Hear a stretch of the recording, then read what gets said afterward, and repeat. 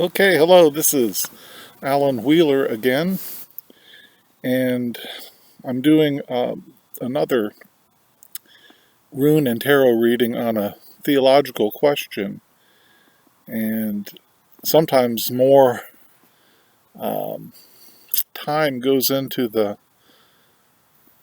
coming up with these questions than the actual reading, and I think that's probably how good readings work, that the better the question, the better the readings tend to be.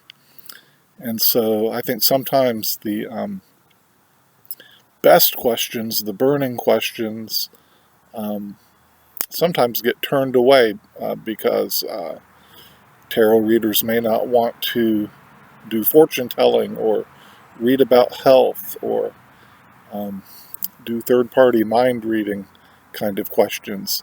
Yet these are the burning issues that sometimes get asked the most. Well, in my case, I have the riveting questions on theology.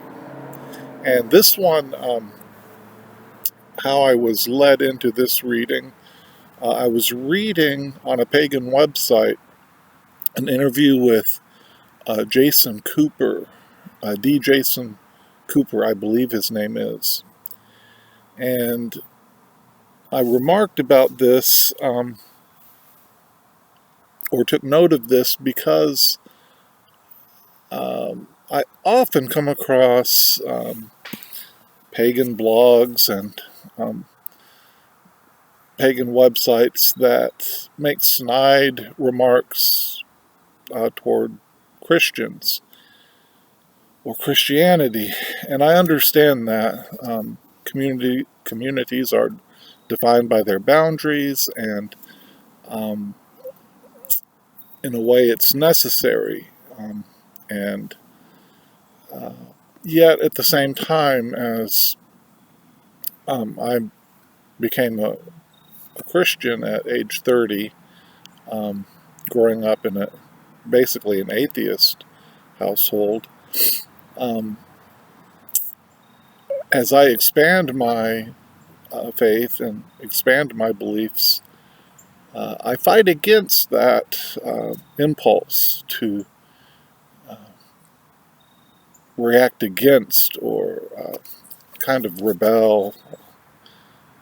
I guess a bad analogy is like a teenager rebelling against the family. But I fight against that tendency. Um, but this one stood out to me, and Jason Cooper said, quote, ossified Christian churches demand obedience and then molest your children. And a clever comment, but what I did take note of, what I remarked about that statement was that, in a way, calling out hypocrisy also reveals a moral code. And so it's not that there's no sense of righteousness or justice um, there at all, but that it's maybe a different one. So the question that arose, if really we can't escape having a moral code of some kind, how do cultures deal with flaws, shortcomings, or moral failures? Um, and I thought of Catholic confession, shadow work um, among tarot readers. And I see a spectrum, and on the one hand, there's just despair and giving up hope in a way. And the picture of that in Dante's Inferno, the gateway to hell, had the words, abandon hope, all ye who enter here. On the other extreme, um, all is just sunshine and fluffy bunnies, and we live in the best of all possible worlds where there is no uh, moral failure. And probably The balanced way is the better one, as in most cases, that facing the shadow, yes, there are these flaws and failures. There is the shadow, but there's also a way out.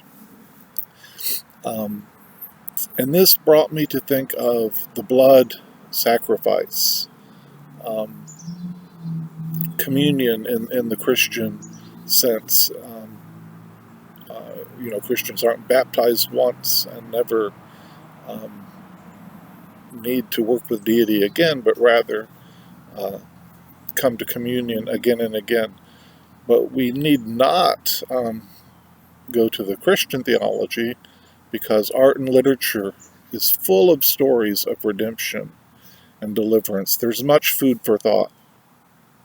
So, especially with the thought of the blood sacrifice and how that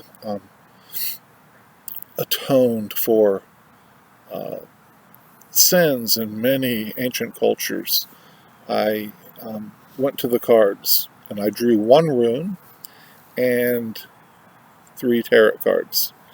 And the rune that I drew, it was actually a rune stone, but I've drawn it here for better visual, was Isaz or Isa. And this rune, of course, means ice, and it can signify stability and stasis. And so I read this as a cooling of anger, the peace that comes through propitiation, the peace offering of the blood sacrifice. In other terms, maybe like the peace pipe that was passed around um, in Native America, and bringing this stability and this peace. Drawing the 3 tarot cards, the first one I drew was the Ten of Swords. And this is, of course, the end of the cycle of the minor arcana in the sword suit. And it brings a kind of death, and different from the major arcana death card, however, I think it's, in the context of this question, maybe it's the end of a cycle of regret and um, condemning thoughts, and how that has to be killed and left behind. Um, Literally, in the case of the blood sacrifice, but that in that ritual, something stands in for the guilt and the shame of the practitioner. And so that's pretty vividly displayed in that card, I think. Um, the next card I drew was the Empress. And if we apply this to deity, the goddess, we um, might perhaps think of Mary, or it could be Isis, who restored those broken pieces of Osiris. Um, but if just the divine feminine, or that aspect of God that is nurturing and forgiving. And so I think it's a very appropriate card for this question. The third card that I drew was the Five of Cups. And it's a card that represents grief. But it applies well, I think, in that in shadow, this is the despair I spoke of earlier, this giving up, this feeling bad, but yet there's no change.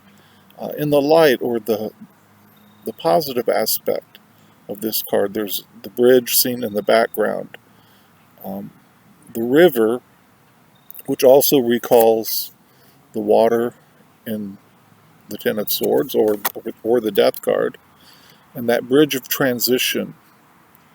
Although these three cups are spilled, um, three associating with the Empress, or the previous card, the Joy of Fellowship, or not the previous, but the earlier card, the Three of Cups. Here it's spilled, but behind there's still two cups that might signify that there's a relationship still in place, still to be restored. The fellowship is still to be restored. And this is what happens through that atonement. And whether it's the liberation or deliverance, the